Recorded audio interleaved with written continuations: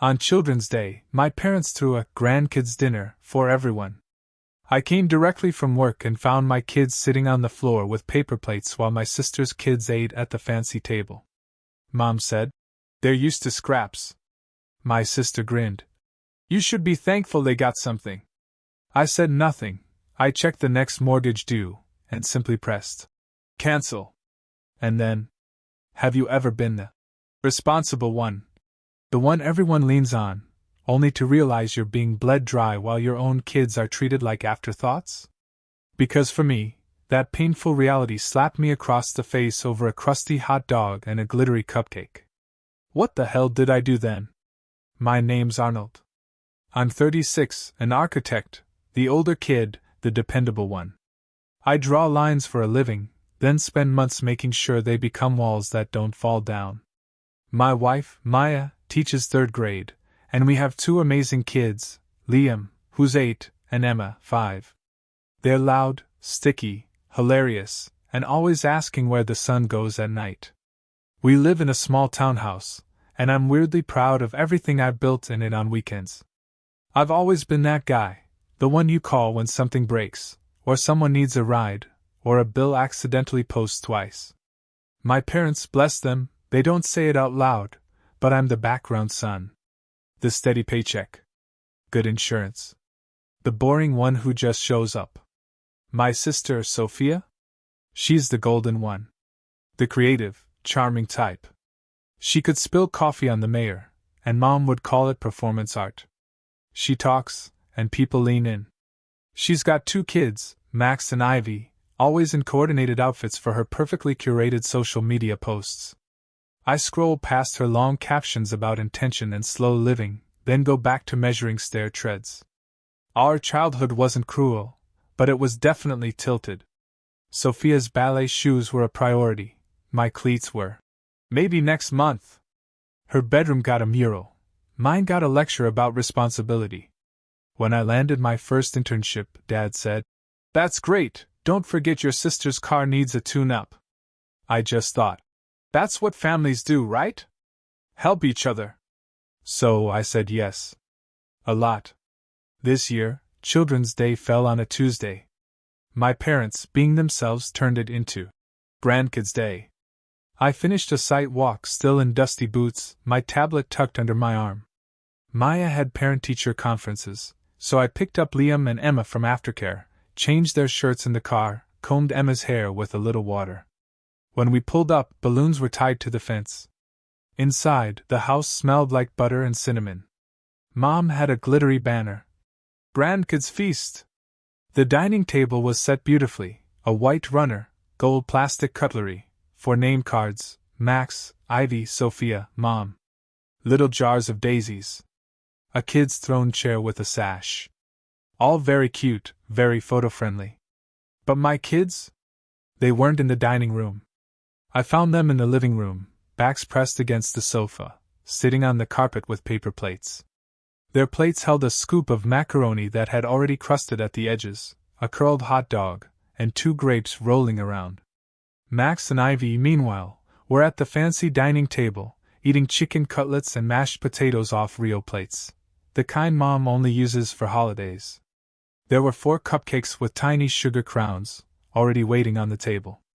I counted them, even though I didn't mean to. "Hey," I said lightly, trying to keep my voice even. "Why are you guys out here?" Emma shrugged, small and forlorn. "Grandma said it's the kids' zone." Liam didn't even look up. He was concentrating, trying to cut his hot dog with a plastic fork that kept bending. I carried my dust and my quiet rage into the kitchen. Mom turned from the stove, all smiles. "Arnold, you made it! Take your boots off, sweetheart." I glanced back at the dining table. "Where should I set Liam and Emma?"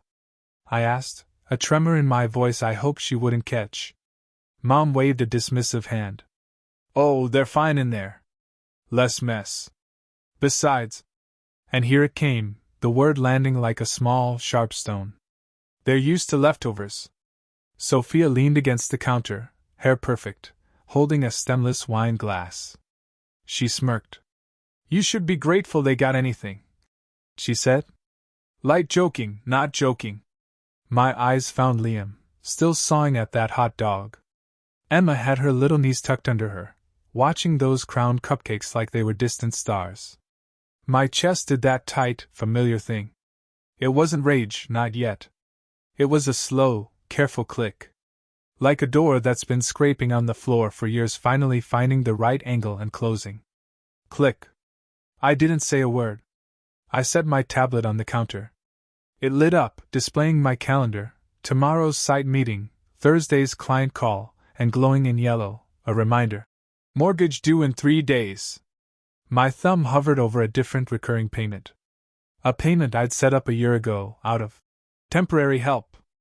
I looked at my kids on the carpet. At the cupcakes, lined up like a royal guard. At my sister's smile. And something inside me settled. I didn't argue. I didn't raise my voice. I walked back to the living room, sat cross-legged beside my kids, and started cutting Liam's hot dog with my house key. That was the first click. The temporary help had started 14 months ago. A phone call at 10:42 p.m. Mom said their mortgage rate jumped, things were tight. She said it like a weather report. Dad had surprise dental work. Sophia's freelance checks were delayed again. They were just a little behind, she said, and could I bridge them over for a few months? I was revising a stair detail. I looked at the numbers. And I said yes. I set up a recurring transfer, $1,050 on the first of the month, directly to their mortgage. Just for a bit. Then came the utilities. One rough winter, $230 for gas, $118 for electric. Then Sophia's minivan needed brakes, $487. Max's soccer registration, $165. Ivy's speech therapy until insurance kicks in, $320 monthly. I kept a spreadsheet. Because I'm the kind of person who likes square cells and totals at the bottom. I told myself it was fine. Family. Temporary. The problem with temporary is that people get comfortable. The first month, you're the hero. The fourth month, you're the plan. The eighth month, you're the floor no one looks at because they assume it'll just hold. Meanwhile, our life wasn't flashy. My salary is steady, but not endless. Architecture is art, not yachts. Maya's teacher paycheck is honest and small. We have a mortgage that squeaks if I don't watch it. Daycare used to eat us alive, now aftercare just nibbles. We budget. I drive a 12-year-old hatchback that sticks in second gear when it's cold. I take side gigs some nights, small permits, decks, a garage conversion for a neighbor. I run numbers in my head while I brush my teeth. And still I said yes. I watched my parents' fridge fill with fancy yogurts Mom likes. I watched Sophia post blissed-out weekends from a cabin. I brought over space heaters when their furnace groaned, then watched Dad give one to Sophia because she gets cold easily. I swallowed hard and rationalized, my kids are fine. We're fine. This is kindness. This is what grown sons do. Sophia's golden glow had rules. When she launched her studio, Mom and Dad threw a party. I built her shelves as a gift. She called my work rustic, which is what people say when they want to be kind about your free labor. When I sent her drawings for a small ADA ramp her landlord required, she texted, "You're a lifesaver," and then forwarded me the landlord's email asking for a stamped set. I paid my structural engineer friend $200 to help, because I didn't want her to lose the lease. The small humiliation stacked in quiet piles. At my kids' birthdays, Mom handed Max his present first, the biggest bag. "Open, open!" she'd squeal, filming him. He'd pull out a remote-control truck that cost more than our weekly groceries. For Liam, she'd pat his head and say, "We're doing experiences this year for you, honey. We'll go to the park." Sophia would laugh. "Minimalism! It's all the rage!" On Easter, Ivy got a custom basket with a tiny embroidered dress. Emma got a Target bag with a sheet of stickers. "It's the thought," Mom would say. Maya would bite her lips so hard I'd see the white line. Money flowed like water in one direction. Words flowed the other way. You're so stable, Arnold. We're lucky to have you. Your sister is fragile. You know the creative life. You can handle it. Be a good son. Be a good brother. Somewhere in there, I lost the thread of being a good father to my own kids, because the math didn't always let me say yes to them. The stakes went up slowly, like someone turning a dimmer. 3 months ago, Sophia called me crying at 7:06 a.m. I messed up my taxes, she wailed. There's a penalty. She needed $2,300 just to file because she forgot the quarterly estimated thing. She said she hated to ask. I Venmo'd her $1,000 and told her I couldn't do more.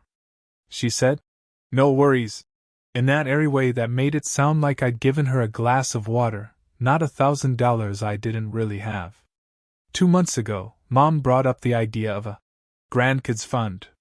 She pitched it like a startup. Every month, we all put in for experiences, classes, college later. It'll make memories. She looked at me when she said, "We all," but her eyes landed and stayed. You could do $400, right?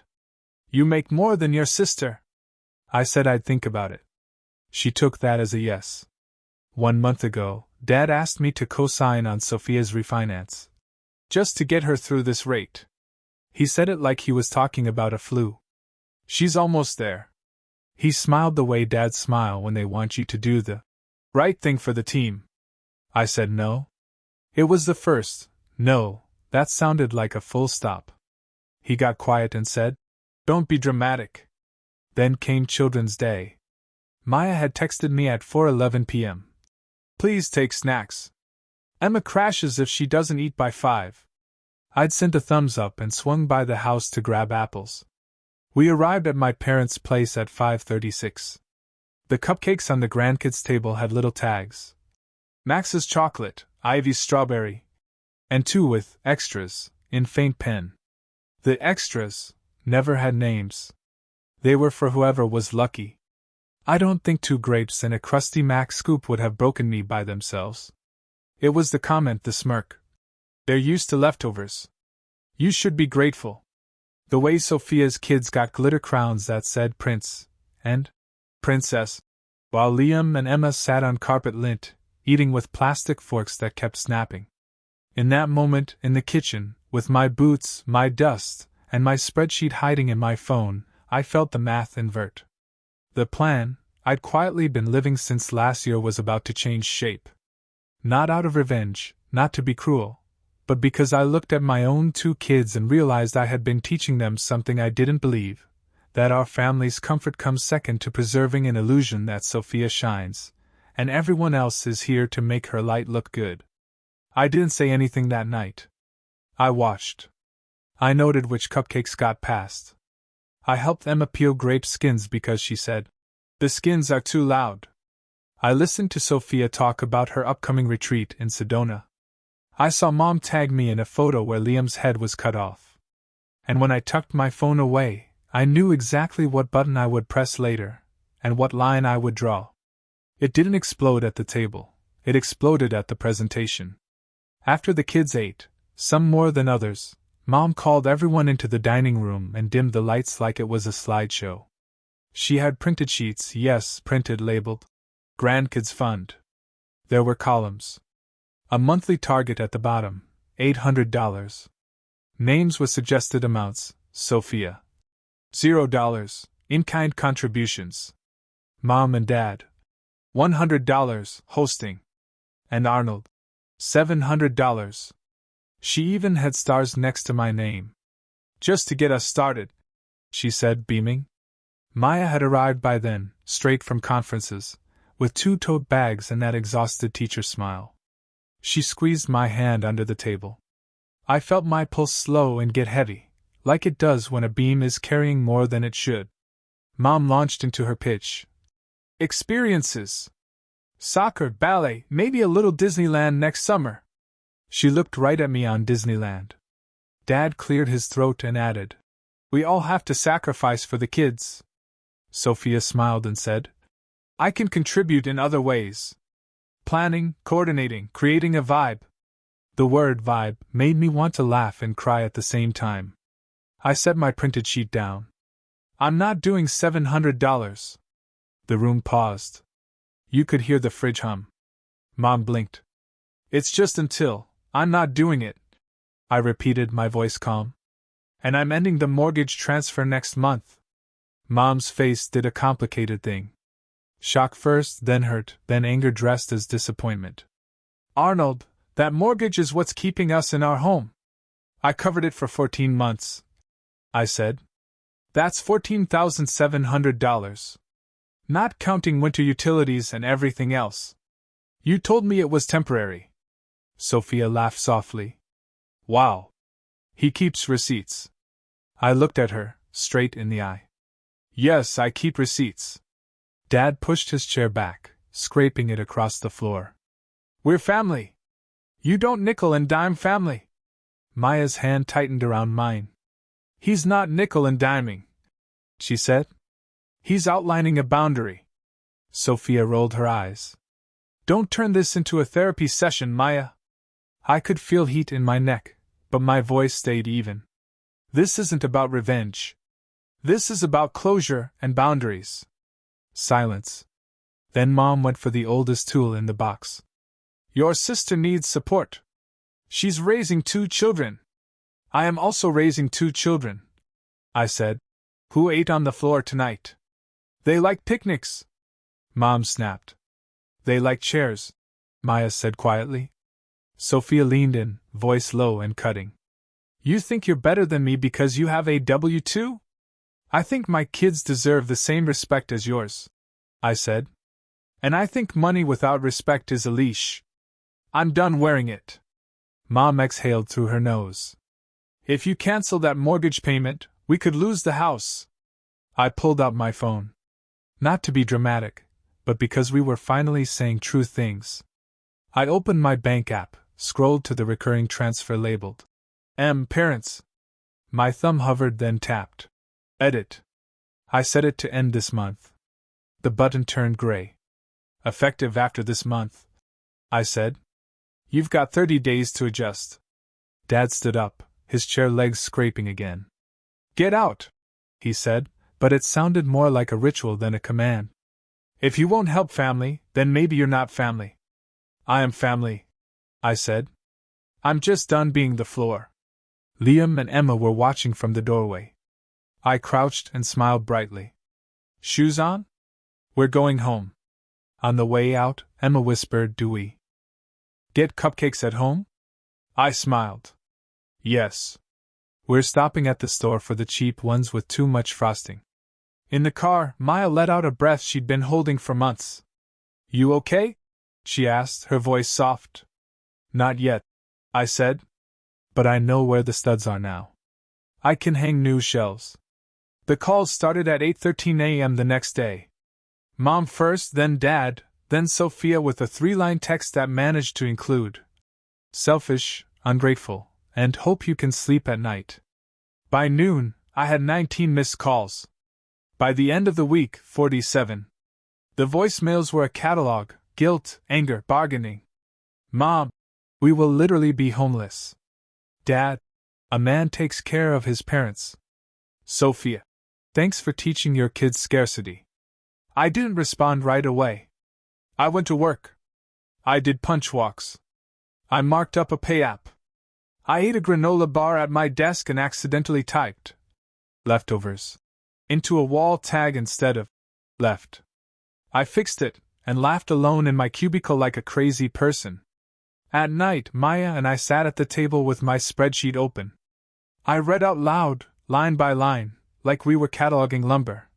Mortgage, $1,050 x 14 equals $14,700. Winter gas, $230 x 3 equals $690. Electric, $118 x 3 equals $354. Brakes, $487. Max Soccer, $165. IV Therapy, $320 x 4 equals $1,280. Sophia Taxes, $1,000. Maya added it fast on her phone. $18,676, she said softly. We've basically bought them a car. We drafted a message together. Not a clapback, not a rant, just a clear, short email to Mom and Dad with the subject: moving forward. I attached the spreadsheet. I've been covering your mortgage and other expenses for over a year. It read. This was presented as temporary. Our household can't sustain it. Effective next month, I'm ending the recurring transfer and won't be contributing to the Grandkids Fund. I will continue showing up for holidays if everyone is treated equally. I won't co-sign anything. If you sell the house, I'll help you move boxes and hang shelves. This isn't punishment. This is a boundary. I love you, Arnold. Then I sent a shorter text to Sophia. I won't be financing your life. Please stop asking. I put the phone face down and let the quiet sit. Day 2, the tone shifted. Mom texted. We were just shocked. Come over to talk. Dad called and left a calmer message about misunderstandings. Sophia posted a story with a quote about people who withhold love to control you, with a glittery background. I turned off her stories for 30 days. It felt like taking out the trash and hearing the bin lid close. Practical things took shape. I went to my parents' garage and picked up my boxes of tools. Dad had said, if you won't help, you can't store your stuff here. He said it like a slam, but it was a favor. I found my old chalk line, a box of tile spacers, the little level with the bubble I'd used when I built Sophia's shelves. I put them in my hatchback and drove home, the back end squeaking.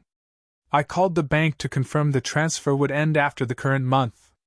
The rep asked if I wanted to delete the payee. Not yet, I said. But I want the habit gone. I moved that $1,050 into a new line in our budget label. Ours. I scheduled Emma for swim lessons. I ordered Liam the book series he kept borrowing from the library and renewing because he didn't want to give them back. A week in, Mom tried a new angle. She sent photos of loose shingles and a text that said, house falling apart. I replied, I'll come Saturday with my ladder. She wrote back, we don't need errands. We need support. I would Saturday anyway. I fixed the shingles. I left a note that said, this is support. Love. It wasn't petty. It was me choosing how I would help. Sophia sent me a long message on a Tuesday at 11:52 p.m. The hour people pick when they want to say everything and pretend it was the wine. You have no idea how hard it is to be me. Mom and Dad expect things.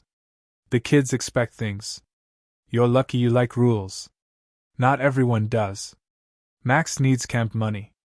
Ivy needs new shoes. Why is it easy for you to watch them struggle? I stared at it, then typed, it's not easy. It's also not my job. She wrote back, you're cold. I didn't answer. I put my phone on airplane mode and slept like someone had turned down a noise I didn't realize had been on for years. There were awkward ripples. Grandma called and said, family is everything. I said, my kids are family. An aunt texted me, we heard you cut your parents off. I replied, I stopped paying their mortgage. They are adults. She left it on read. At work, my project manager noticed I wasn't staying late every night. Everything okay? He asked. First time I've seen you leave on time 2 days in a row. I smiled. I'm building something at home. He laughed and said, make sure it's permitted. It was permitted. I wasn't detonating a house. I was removing a load I shouldn't have been carrying and moving it back to its proper place. A small gray crack snuck in. Mom called, her voice small. We met with the bank. She said they could do a forbearance for 3 months. She sounded embarrassed. We're going to sell the boat. The boat was 12 feet of fiberglass Dad kept swearing he'd fix, but hadn't touched water since 2009. That's good, I said gently.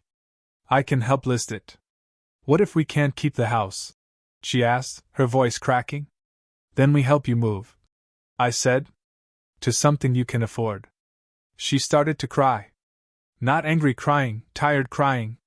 We wanted to give you kids more. I know, I said. But you gave us a lesson instead. What lesson? She asked. That I don't want to do this to my kids. Another week.